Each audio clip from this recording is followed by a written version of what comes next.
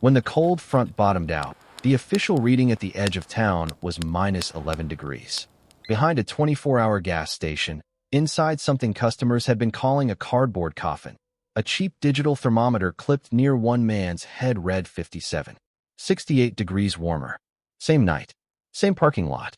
Same wind moving across the same sheet of black ice behind the dumpsters.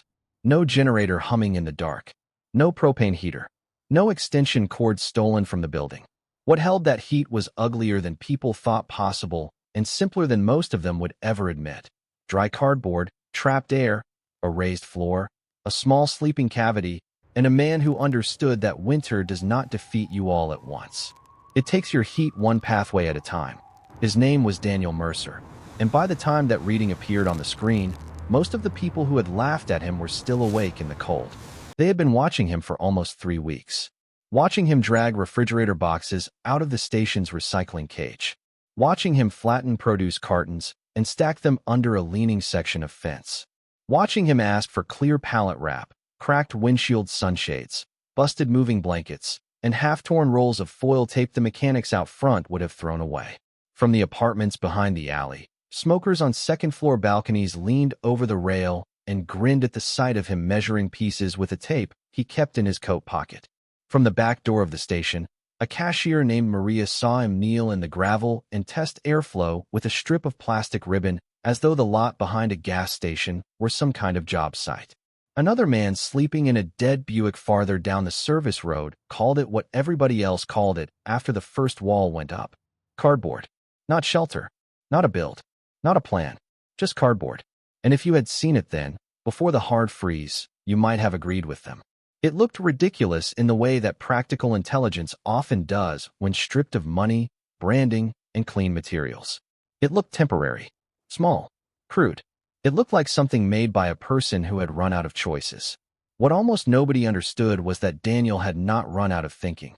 He had run out of room, out of steady work, out of people willing to wait for him to climb back into shape after the kind of year that empties a man quietly. But the thinking stayed. Before the alley, before the station, before the boxes, he had spent 14 years in maintenance crews and HVAC support work around old commercial buildings. He was never the guy on the truck with his name on the door. He was the one under the crawl space, behind the boiler room, above the drop ceiling, patching insulation where nobody would ever see it, sealing bad joints, lining ducts, replacing weather stripping, checking where cold leaked in and where heat disappeared for reasons owners could never understand. He was not an engineer on paper. He did not speak in polished explanations. But he had spent enough winters around mechanical rooms and failing buildings to learn a rule most comfortable people never have to think about. Cold is greedy, but it is also predictable. It comes through the ground. It moves with air. It feeds on moisture. It punishes empty space. And when you have almost no resources, you do not fight it by building something impressive. You fight it by building something exact. By the time October turned sharp, Daniel had already learned the geography of that back lot better than the people driving through it. The gas station sat on the edge of a neglected service road behind a strip of tired businesses. There was a cinder block rear wall with no windows, a narrow overhang above the loading door, an ice machine that gave off less warmth than people imagined, a chain-link fence on one side, and a wedge of dead ground between the wall and the fence that stayed mostly invisible from the street. The space was about 7.5 feet long and just under 4 feet across at its widest point. Most people would have seen trash, shadow, and exposure. Daniel saw wind protection on the north side, a hard wall that absorbed afternoon sun and bled a little of it back after dark, a roof edge that kept direct snowfall from pounding the structure flat, access to water, camera coverage that reduced the odds of getting jumped while he slept, and a place so awkward and narrow that nobody else wanted it. He chose the spot for the same reason animals choose strange hollows and rock cracks in bad weather. Not because it looked safe in daylight, but because it reduced losses at night. His first days there were spent observing. He watched loose napkins skitter across the asphalt to see where the gusts curved. He studied where condensation formed on the wall after sunset. He lay on flattened boxes one night just to feel where the cold came fastest through the ground. He checked when the station's floodlights clicked on and how much glare leaked into the space. Nothing about him looked dramatic. He was 52, lean in the wrong way, stiff in the mornings, carrying a left shoulder that never fully recovered after an unloading accident 2 years earlier. The kind of man strangers stop seeing after 3 seconds because they think they have already understood him. They had not. He had been sleeping rough in a sequence of temporary arrangements that kept getting smaller. First the sublet room he lost when the rent jumped. Then his truck, until the transmission failed. Then a week of motels paid for with the last of a tax refund. Then shelters, briefly, but not for long. One was too full. One had bedbugs. In one, his boots disappeared while he slept. Another required him to line up in the evening and leave before dawn, which works if you have money, a destination, and energy to spare. Cold strips all three. By November, surviving the night had become arithmetic. How much dry clothing was left? How much water could be kept from freezing? How long a body could rest without waking to shiver? What he needed was not a home in any broad sense. It was a thermal strategy. That is what the mockery missed from the beginning. Daniel was not trying to build a room. He was trying to build layers of resistance between his body and the four things winter used to drain it. The first problem was the ground. People who have never slept on frozen concrete imagine cold coming mainly from the air, because that is what the skin notices first. The truth is uglier. A body on cold pavement is a battery laid directly against a drain. Heat pours downward all night without noise, without drama, until fatigue becomes stupidity and stupidity becomes danger. Daniel knew that if he could not break contact with the ground, everything else was theater. So the first thing he scavenged was not wall material. It was height. A delivery driver let him keep 2 damaged pallets with split slats. He trimmed the broken ends with a handsaw borrowed from the mechanic bay, braced the weak corner with scrap metal strap, and set the pallets on 4 milk crates laid sideways to keep them off the dampest part of the lot. On top of that, he built a deck of alternating corrugated sheets. Each layer turned 90 degrees from the last, so the crush channels would not line up. Then another layer of flattened cardboard honeycombed with loose crumpled sheets, which trapped irregular pockets of still air. Then a moving blanket too torn to be useful in any normal setting. Then one more cardboard skin above it, so the blanket stayed dry. It looked laughable. From the alley, all anybody saw was a low platform made of trash. But the change was immediate.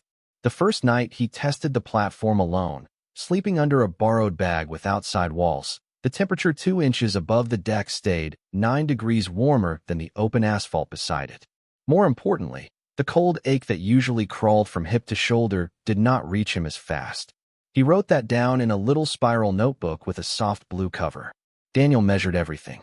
That, more than the cardboard itself, was what made the whole thing different. He bought 2 discount digital thermometers from a hardware clearance bin for $6 apiece. One stayed clipped outside beneath the overhang where it was shielded from direct sky exposure. The other he moved around inside to test floor level, chest level, roof level, entry flap, and sleeping position. Later he added a third cheap analog dial someone gave him, not because it was more accurate, but because he wanted a backup if the battery failed. He also kept notes that looked less like the rambling of a desperate man and more like a field log. Wind from west stronger after midnight. Moisture building under outer plastic. Need vent high, not low. Floor good. Big air volume bad. Even the people who laughed at him noticed the measuring. They just mistook it for obsession. One evening, as he stood propping up a wall panel cut from an appliance carton, a man in a red hoodie shouted from the apartments, "You building a fort or mailing yourself somewhere?" Another voice answered, "That thing's gonna melt the first time it rains." The dead Buick guy called out something darker. "Hope you like waking up in a wet box." Daniel kept working, not because the comments did not sting. They did. Humiliation is its own weather. It gets into the muscles, shortens the breath, makes the hands less steady. But he had already learned the difference between being judged and being wrong. One hurts. The other kills. He made the walls and panels instead of single sheets. Each one was a sandwich. Outer cardboard, spacer ribs made from folded strips, inner cardboard, then a skin of salvage plastic on the weather side only. He left the bottom edges slightly raised from the deck so any condensation or seepage would not wick upward. He sloped the roof toward the fence by 3 inches from back to front to shed meltwater. He taped seams, but not all of them. Some were left able to flex, because rigid corners fail first in freezing conditions. The shelter stayed intentionally small. The outer shell was only about 78 inches long, 40 inches wide. and just over 42 inches high at the back. You could not stand in it. You could barely sit. The shape offended people's instincts because it did not resemble a tiny house or a tent or anything aspirational. It resembled a crate. That was the point. Large spaces are expensive to heat. Small spaces are survivable. Daniel was not designing comfort in the way suburban life imagines comfort.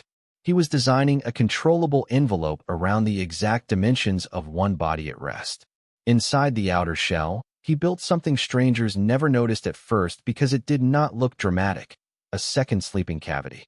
Not a whole second room, just a lowered inner arch over the sleeping area made from bent cardboard ribs and reflective sunshade scraps stitched together with zip ties and tape.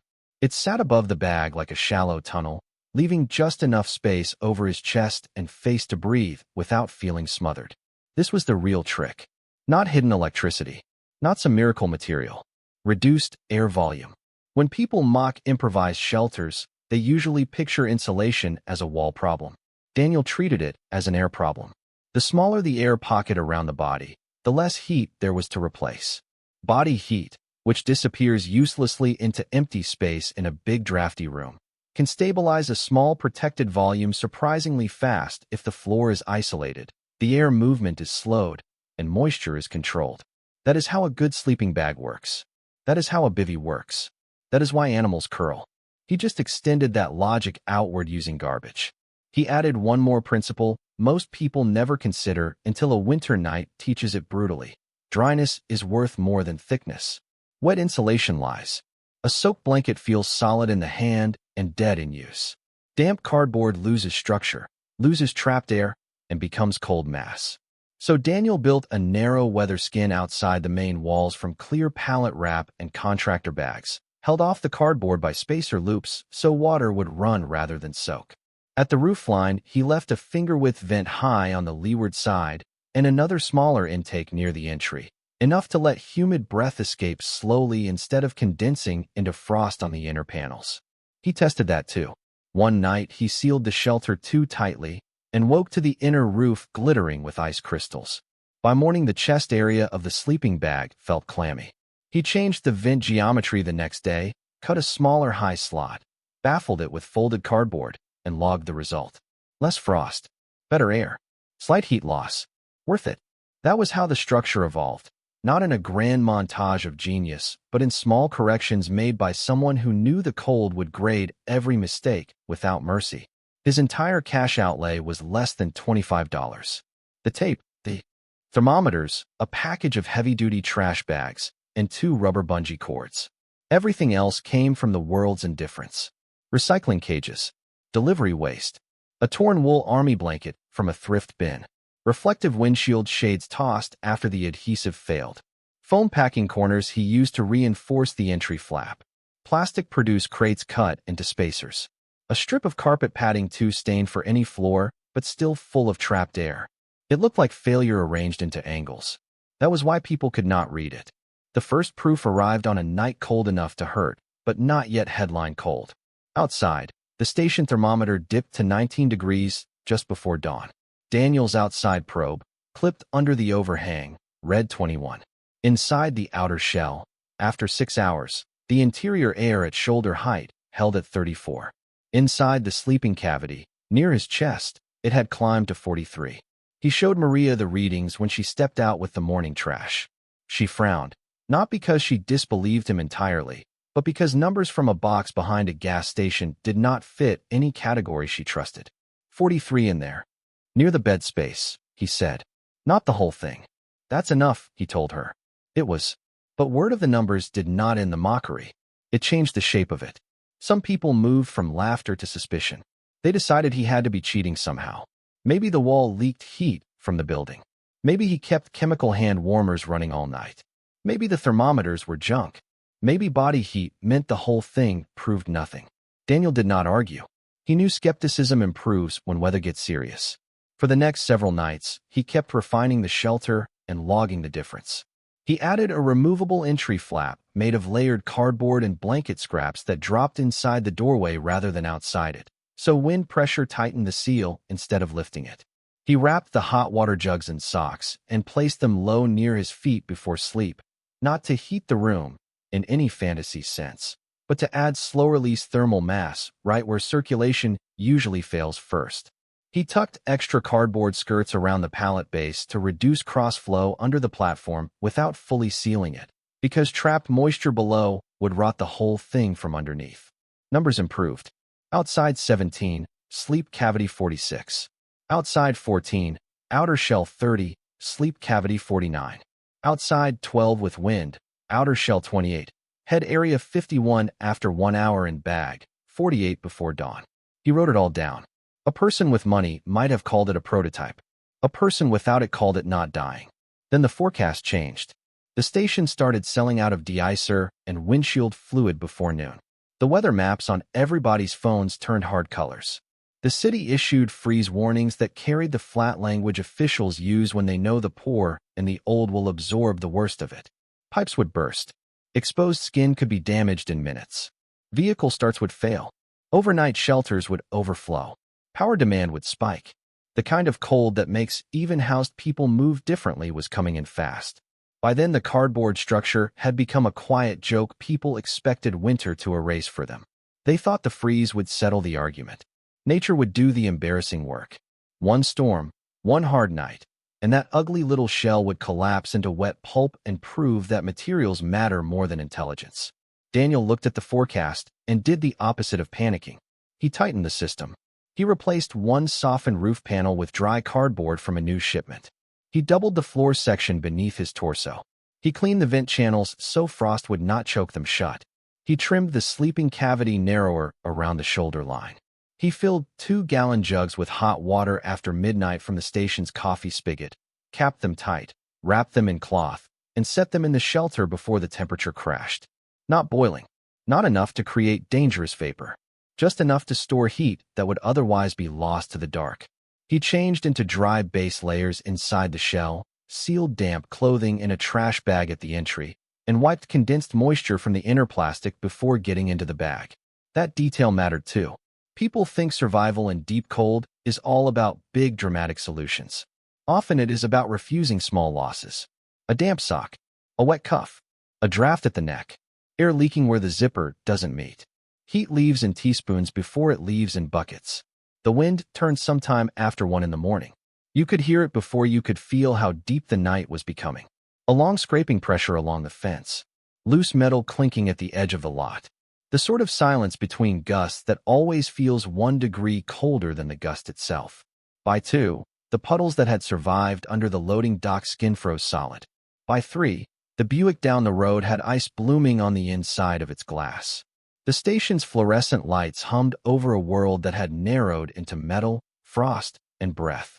Inside the outer shell, Daniel lay still and listened. That stillness was part of the design. Every time you move too much in a small warm pocket, you pump heat out and pull cold air in. So he had arranged what he needed in reach before bedding down. Water bottle, flashlight, gloves, notebook, a bar of soap wrapped in fabric to keep odors down.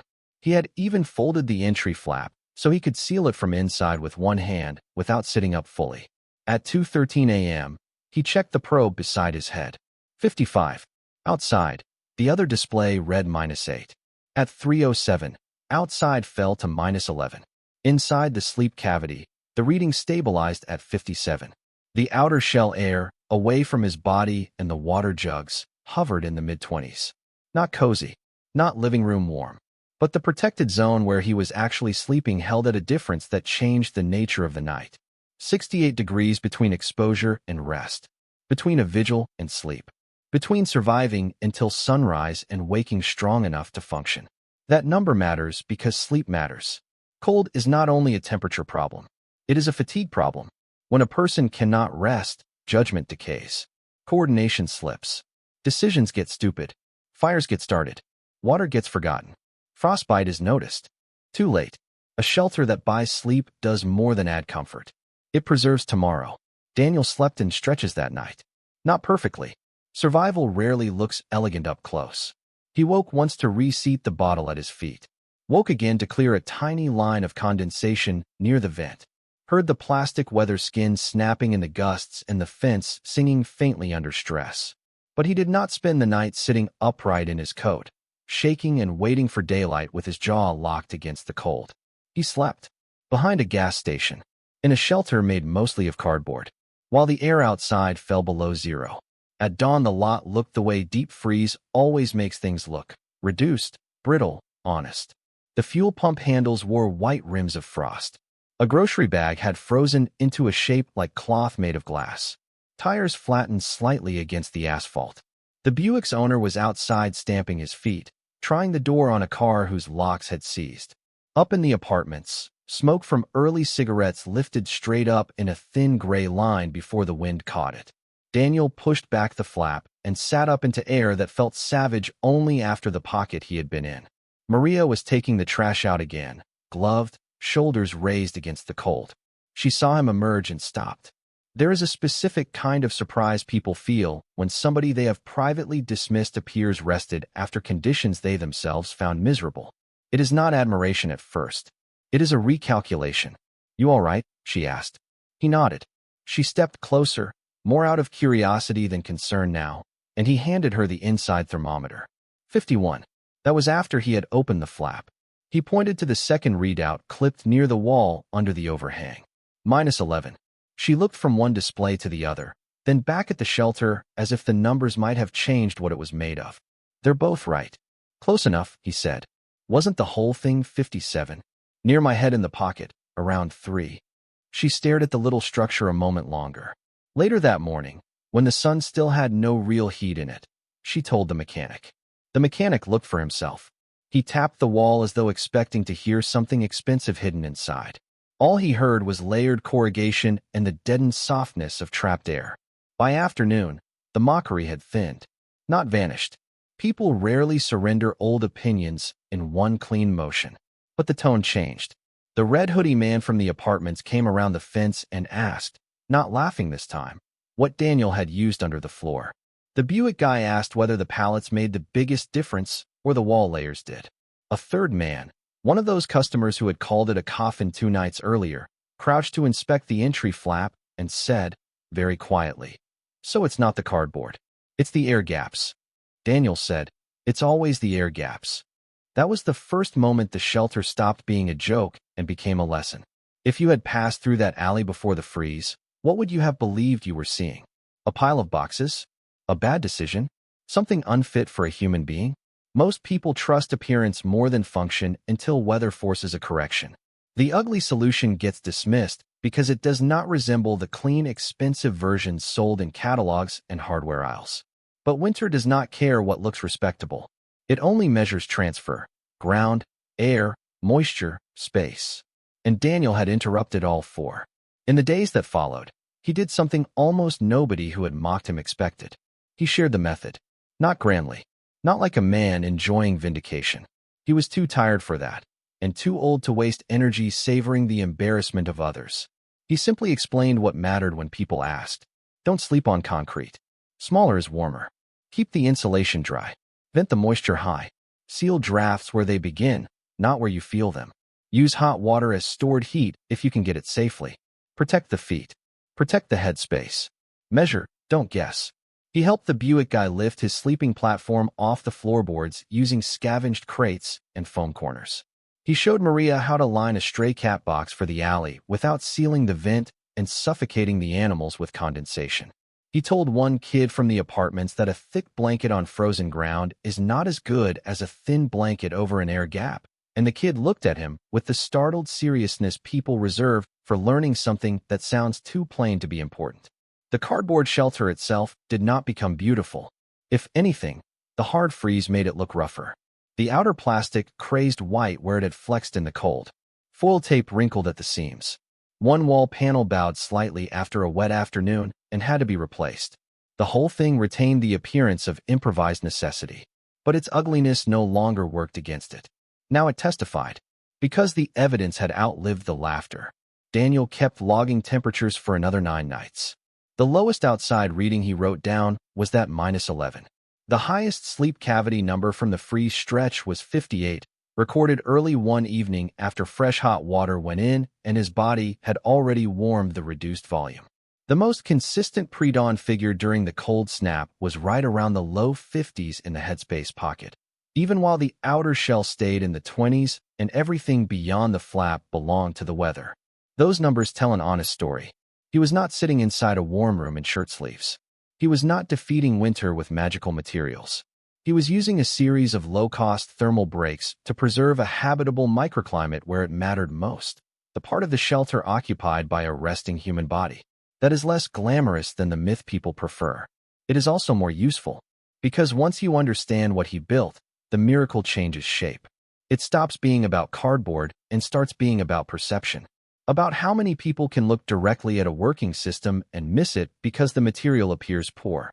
About how quickly dignity gets mistaken for delusion when it wears the wrong face. About how much intelligence goes unseen when it arrives without money. There are entire industries devoted to packaging old principles in clean language and convincing the comfortable they have discovered innovation. Daniel's shelter, for all its desperation, was built on principles older than most modern buildings. Minimize volume, trap still air, lift off the ground, keep dry, vent moisture, store warmth where the body can use it. Cabins knew this. Tents know it. Sleeping bags know it. Animal dens know it. He just translated the same logic into salvage. And that is what made the scene behind the station so difficult for people to process. The man they had filed away as broken had solved a problem they themselves would not have known how to think about. He had done it visibly, with trash, under their windows. One evening, almost a week after the freeze, the red hoodie man from the apartments came back out carrying a bag of takeout and asked if Daniel wanted the extra coffee he had bought by mistake. It was a small gesture and maybe even half accidental, but in places like that, small gestures are how social weather shifts. Nobody apologized in any ceremonial way. Nobody gathered around to praise him. Real reversals are quieter than that. They live in tone, in posture, in what people no longer dare to call stupid.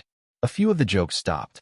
A few of the questions got better, and the shelter remained where it had always been, wedged between a cinder block wall and a fence, proving the same point every night temperatures dropped. Daniel did not romanticize any of it. He knew what it meant that he had needed such a structure in the first place. He knew that cleverness is not justice, and that a successful survival system does not erase the conditions that made survival so precarious. He knew cardboard was still cardboard. A week of freezing dry air was one thing. Prolonged rain would demand repairs. A theft would change everything. Illness would change everything. The margins remain narrow. But narrow is not nothing. In winter, a narrow margin is the width of a night. And because he could sleep, truly sleep, he could think the next day. He could move without the deep fog that follows hours of involuntary shivering. He could go looking for work with hands steady enough to sign his name legibly. He could repair rather than merely endure. He could remain a person making choices instead of becoming a body reacting to cold. That may be the least understood part of the whole story. The real victory was not that he made a box warmer than people expected. It was that he created enough order inside chaos to keep his own mind intact. The freeze passed. Temperatures rose a little, then fell again in lesser swings. Some mornings the shelter steamed faintly when the first light hit the outer wrap. Some evenings frost outlined the ribs beneath the plastic so you could see the structure's skeleton glowing silver white under the floodlights. Daniel would inspect the seams, replace a softened panel, dry what needed drying, refill the jugs, and lower himself into the precise little space he had built for one body and one night. Customers still came and went. Engines idled at the pumps. People bought lottery tickets and windshield fluid and hot dogs beneath fluorescent light. And behind the building, half hidden from the world that had misread it, a piece of practical intelligence kept converting salvage into degrees. That is the part worth remembering. Not because cardboard is magic. It is not. Not because poverty made him noble. It did not. But because contempt is often just ignorance wearing confidence. And winter has a brutal way of exposing the difference between what looks foolish and what works. On the coldest night of that stretch, the air outside the shelter dropped to -11. Inside the sleeping pocket Daniel engineered from layered cardboard, trapped air, dry barriers, and stored heat, the thermometer read 57. 68 degrees warmer. People can laugh at a material. They can laugh at the shape of a shelter. They can laugh at the man building it. But they cannot laugh a number out of existence. And in that narrow strip of ground behind a gas station, When the freeze finally arrived and the jokes ran out, that number was still there. 68 degrees.